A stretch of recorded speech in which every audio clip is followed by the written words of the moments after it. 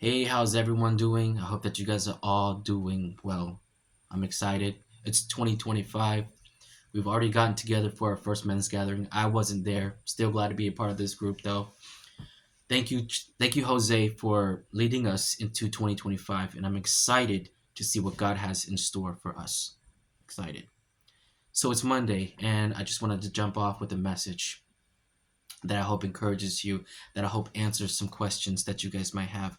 And at this part of my writing, I wrote the title Clarity because there was a time in my life where I needed clarity. I knew there was more than just what meets the eyes. We don't just go to church and go home. I knew that there was a calling for each of us. And so with these questions in mind, a question that I wrote was, what does Christianity look like? And we have each our own calling, but collectively God has called us to be a certain way, okay, to live it out.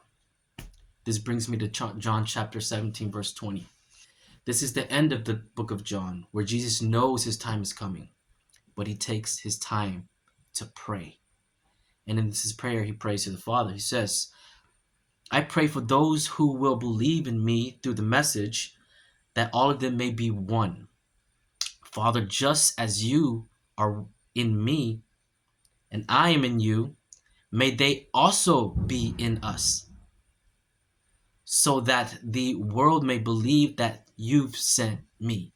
Outwards projection to the world, so that they would believe that you've sent me. Keep that in mind. I have given them the glory that you've given me, that they may be one as we are one. I in them and you in me, so that they may be brought to complete unity. To complete unity. That's where God wants us to be, not divided. And I can tell you, I've been a Christian my whole life, and nobody has really modeled what that really looked like. With my faith intact, I've seen what unity does, and in this group that I've been in 2 solid years, more or less, for some of us, has been transformative. And I want to share this with you guys, that this walk isn't to be done alone. I'm still unpacking the things in my life. And so moving on, I'm taking you to the next message here. And it's one of my favorite because I love that Jesus has commandments for us. Jesus, a new commandment I give you. That's an order, okay? That's an order. Love one another as I've loved you. You must love each other as I loved you. By this, everyone will know that you are my disciple. Again, another outward projection to the world. Not saying that this is who we're trying to be, but this is really who we are. Our love for one another in unity. All right? And it's this outwards projection is who we are. The world should feel it. They should know it. And so, three quick points here to make is just be one as me and the Father are one. We have to be united and letting His perfect will be done on earth as it is in heaven, because we're supposed to bring the kingdom on earth. And the point number three, love each other as Jesus loved us, patience, kindness, forgiveness, and with compassion. We're called to love each other.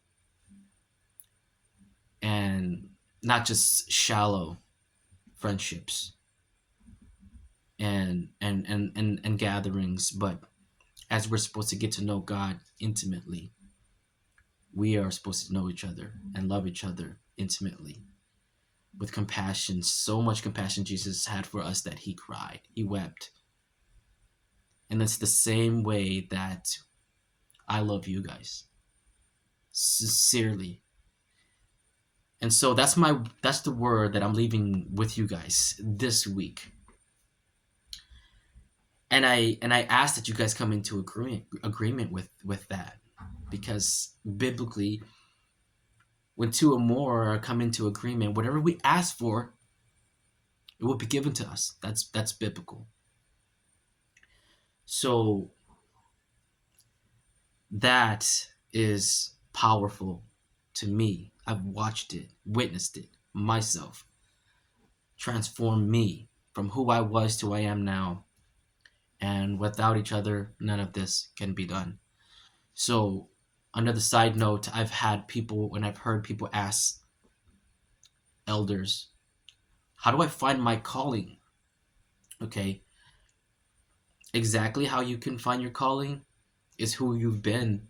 As Jesus had been the carpenter, as Moses has been who he was before Jesus called him to the burning bush. Who have you been? But importantly enough, surround yourself with people who will speak life into you, into your calling, for all these things to come into existence. Having people will ignite your calling. I love you guys. I hope this message gets through. I hope that you guys come into agreement with me. I'm looking forward to seeing you guys soon.